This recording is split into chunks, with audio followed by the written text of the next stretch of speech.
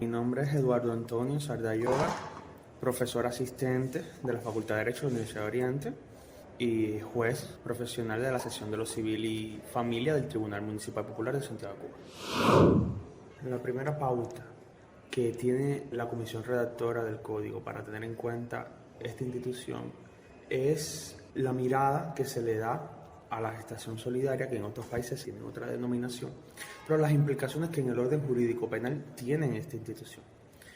Porque es sabido y es conocido que en muchos países, a partir de prácticas de este tipo, se tiende mucho a la comisión de delitos de tráfico de personas y otras tipologías delictivas que influyen entonces en que la actividad sea una actividad comercial, donde ciudadanos de países desarrollados que no pueden procrear y que no ven una viabilidad para su propósito en ese país, entonces generalmente acuden a terceros países que son naciones en vía de desarrollo o naciones subdesarrolladas y de forma ilegal, porque generalmente seleccionan países que no tienen regulación en ese aspecto.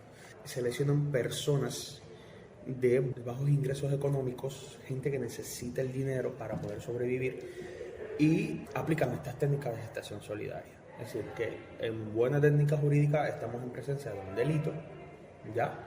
Un delito de comercio de personas, y ese es el escenario donde se mueve esta institución. Entonces, con ese escenario, no es el propósito de Cuba tener esta institución como un negocio jurídico o como un acto jurídico con un marcado carácter patrimonial, ¿ya? Sino que dependa, como es el código de los afectos, que dependa del afecto, de la solidaridad, de la intención que tenga una persona llegada así familiar de otra persona que está imposibilitada por procrear, que lo ayude en esa intención, en ese derecho, en esa ansia, en esa aspiración de tener descendencia. Ese es el propósito de la institución. Y que también, me imagino, pueda servirle también a otros países de referencia para el desarrollo de... Por supuesto, y sobre todo en el área latinoamericana, que en el área latinoamericana es donde es de la forma más coloquial y menos correcta que se pudiera decir, pero bueno, es el patio trasero en donde las personas de esos países desarrollados, generalmente de Europa, vienen a buscar hacer ese negocio ilícito y de alguna manera traficar con el cuerpo humano de las personas. Entonces, pudiera servir de paradigma, sobre todo para el área del Caribe y de América Latina, de tener una institución que se puede encaminar por esos rumbos como lo tiene el Código de las Familias. Y una institución también que puede tener implicaciones desde el punto de vista de la salud de las personas, del bienestar de las personas, y incluso a veces instituye determinados centros o determinadas instituciones capacitadas puedan desarrollarlo igual con fines de lucro, de Por igual supuesto. manera. Y ahí hay que tener muy claro que, estas prácticas van en contra de un derecho humano o un derecho fundamental que tienen casi todas las constituciones, que es el derecho a la integridad física. Es decir, se está poniendo en juego un derecho fundamental que tiene un rango supremo porque está estipulado en las cartas magnas de cada nación. Y cuando hablamos de constitución estamos hablando de la norma fundamental que por su jerarquía, que por su lugar en el ordenamiento jurídico tiene una importancia, un carácter vinculante, ya que lo hace una norma de aplicabilidad directa, es la norma que rige la nación económicamente, políticamente, socialmente, ¿ya? Entonces, este derecho fundamental, la integridad física, es un derecho mediante el cual la persona tiene atribuidas facultades para impedir que con su cuerpo se hagan ciertas prácticas y ciertos actos que vayan en contra de mi integridad como persona física. Y por lo tanto, evitar y dejar afuera ese carácter mercantilista de esa institución es lo más beneficioso y lo más acorde a la estructura, porque la norma familiar responde a los postulados constitucionales. Entonces, enmarcar esa institución dándole un carácter patrimonial sería ir en contra de lo que estipula la Constitución, de que me está regulando un derecho a la integridad física de las personas y por lo tanto yo no puedo ir en detrimento de ese derecho fundamental, porque entonces la norma sería, es decir, no pasaría el control de constitucionalidad ese Código de las Familias. Ese es otro elemento también a agregar. ¿Qué retos tiene una sociedad que nunca ha registrado este tipo de prácticas, pero que tampoco las ha normalizado hasta ahora. ¿Qué reto tienen las instituciones? ¿Qué reto tiene el trabajo, digamos, en la mentalidad de las personas? Yo siempre digo que el código, por sí solo, cuando pase el referéndum, si se llega a aprobar y se llega a promulgar, en la implementación del código no puede ir sin un acompañamiento. Y ese acompañamiento tiene que ser con políticas públicas, con políticas gubernamentales, con políticas educacionales, con políticas culturales. Necesita de un acompañamiento institucional grandísimo para poder implementar todas las instituciones nuevas que tiene el código. Y una de esas es la gestación solidaria, que necesita, primero que todo, de una intervención del Ministerio de Salud Pública en aras de preparación en cuanto a su personal que va a asumir este reto. Porque como te explicaba anteriormente, una vez que se promulgue el código, si se llega a promulgar, tienen que entonces el Ministerio de Salud Pública emitir toda una serie de resoluciones que acompañen esa institución. Hablando de procedimientos, esas normativas que van a ser resoluciones del Ministerio de Salud no pueden contradecir la naturaleza que tiene la institución o el código.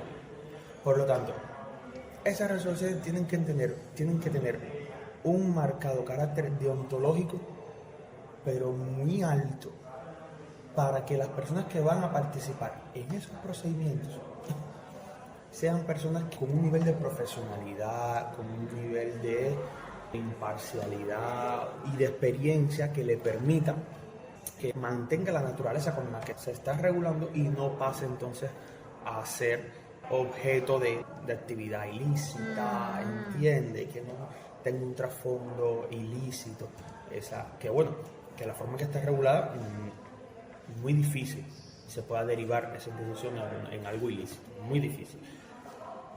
Pero aún así es un reto porque ese personal necesita preparación no solamente en materia propia de su especialidad, porque son técnicas nuevas, eso nunca se ha hecho en Cuba. Claro. Eso nunca se ha hecho en Cuba. Pero también necesita preparación, y no solo los médicos, también los psicólogos, porque como quiera que sea, es una mujer que se va a someter a llevar 9 meses en la barriga a un hijo que no es de ella. Entonces, eso necesita un acompañamiento psicológico, médico, social, ¿me entiendes? Para poder implementar esa institución. Claro, es una institución que sus destinatarios no son cualquier persona. Si no es, por ejemplo, la institución del matrimonio, ahora que está muy en boga el matrimonio igualitario, ¿ya? Que es una institución que puede formalizar el matrimonio cualquiera. Eso sí, tiene un público bastante amplio, pero esto no. Esto es un sector específico, personas que por cuestiones físicas no pueden procrear o porque son infértiles, es decir, que es un grupo de personas muy marcado, muy concentrado, y por lo tanto no creo que eso tenga un impacto tan trascendental en la población. Con una buena preparación jurídica, con una buena explicación, que es lo que estamos haciendo ahora en el proceso de consulta, la gente puede llegar a entender la necesidad de esa institución. Porque yo explicaba en el proceso de consulta que hay parejas que sí son infértiles, pero las técnicas de reproducción humana asistida no le son efectivas.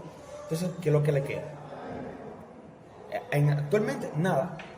Están frustradas entonces en su deseo, en su aspiración de ser madres y padres. Pero esto sí puede, porque, a ver, son fértiles. Pero muy baja. Exacto, o si no, la mujer tiene alguna patología, que el vientre que no tiene el tamaño indicado, o tiene una curvatura, sí, porque he conocido casos así, ¿entiendes? Incluso no pudo tener un hijo, ¿ya? Porque su físico, su útero no se lo permitía. Entonces, hay muchas historias. Esta otra que cuando salen al exterior y quizás esté regulado, si no tienes la solvencia económica, porque son prácticas millonarias, no puedes costearte. O sea que es hasta discriminatorio el mercado de este tipo de institución. Entonces ves cómo es una institución que va a permitir a ciertas personas No por gusto se regula las técnicas de reproducción humana asistida y la gestación solidaria. No por gusto se regula, ¿me entiendes? Porque son dos procesos diferentes. Porque la reproducción asistida ya se está realizando, incluso en Holguín se va a crear el centro Exactamente. genético, pero la de la reproducción... La gestación solidaria, ¿no? Claro. ¿Entiendes? Entonces tú puedes... Es tomar los óvulos de Exactamente, la mujer es tomar el óvulo de la mujer y el espermatozoide espermatozoide del hombre, fecundarlo en el laboratorio y una vez fecundado se implanta en una tercera persona. Es diferente. Es diferente. Entonces, tú puedes ser fértil, pero si tu útero no te lo permite, entonces, ¿qué vas a hacer? Esto es lo que te puede salvar, lo que te puede ayudar a esa realización de ser madre, que el código lo reconoce. La finalidad de estas instituciones, y las técnicas de reproducción humana asistida, es ayudar a las personas a que hagan realidad el sueño de la paternidad. Es eso. Sí, traducido en lenguaje técnico, hacer efectivo el derecho fundamental a formar una familia. Están para eso. No es un proceso fácil, es un proceso complejo y su complejidad está dada en los requisitos y está dada en el proceso en sí. Porque, primero que todo, la mujer que se va a someter a ese proceso tiene que ser una mujer sana, que no se haya sometido previamente a un procedimiento de igual naturaleza. Y la mujer que se iba a someter, la tercera, es un requisito fundamental, o familiar o una persona muy allegada. Eso está acentuando el carácter solidario de la gestación. Que yo lo voy a hacer porque yo quiero, tú eres mi hermano, tú eres mi primo, y yo quiero que tú seas papá. Yo te voy a ayudar a realizar ese derecho, a realizar esa aspiración. Entonces, no lo hago por una cuestión patrimonial ni que yo quiero un dinero a cambio. No, lo estoy haciendo porque yo te quiero. Hay un afecto de por medio, hay una relación de cariño de por medio, y por lo tanto, yo te voy a ayudar. El proceso comienza con los comitentes, que se llaman así, se denominan así a esas personas, la pareja se llama así, comitentes. Los comitentes tienen que, de conjunto con esa mujer, ir a un notario. Y en la notaría prestar el consentimiento. Es decir, ellos tienen que dar su consentimiento en la notaría. Consentimiento que puede ser revocado, pero claro, sí, antes de iniciar las operaciones médicas. Pero el notario, en las diferentes funciones que realiza, tiene que estar pendiente de la intencionalidad de ese consentimiento que se va a prestar, que es el notario. En la conversación o en el intercambio con los sujetos advierte cualquier signo de ilegalidad o de que no cumple con la naturaleza del acto, el notario se abstiene ahí mismo de aprobar el consentimiento. Y me imagino que se anule el acto. Y también no es que se anule, se abstiene.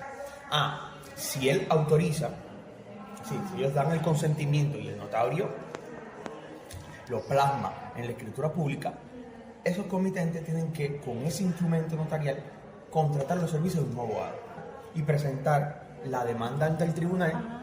Y una vez que el tribunal radica la demanda, le da traslado a la fiscalía. ¿Ya? Y ahí es donde interviene la fiscalía. Esa explicación se da, ¿no? Sí, en el código sí. Mi duda es, por ejemplo, antes de que se traslade a mayores, por decirlo de alguna manera, ¿existe alguna forma de comprobar? O sea, sí, es alguien cercano, es alguien de la familia, pero ¿cómo se comprueba? En el proceso. Se comprueba en el proceso. Eso se ventila en el proceso. Verificar, supongo. Claro. La fiscalía realiza las averiguaciones. Entiendo. Va al barrio, va a los centros de trabajo, hace entrevistas, ya se reúne con miembros del barrio, con miembros del trabajo, hace todo un proceso de investigación. Que ese proceso de investigación, que es profundo, termina con un dictamen. Y la fiscalía determina si procede o no procede. Pero es que al final va a tener un trasfondo económico, porque cuando usted viene a ver, más allá de que te paguen oficialmente, tengo que sustentarte tu alimentación para que el niño crezca. Sí, pero eso es diferente. Es diferente. Es diferente.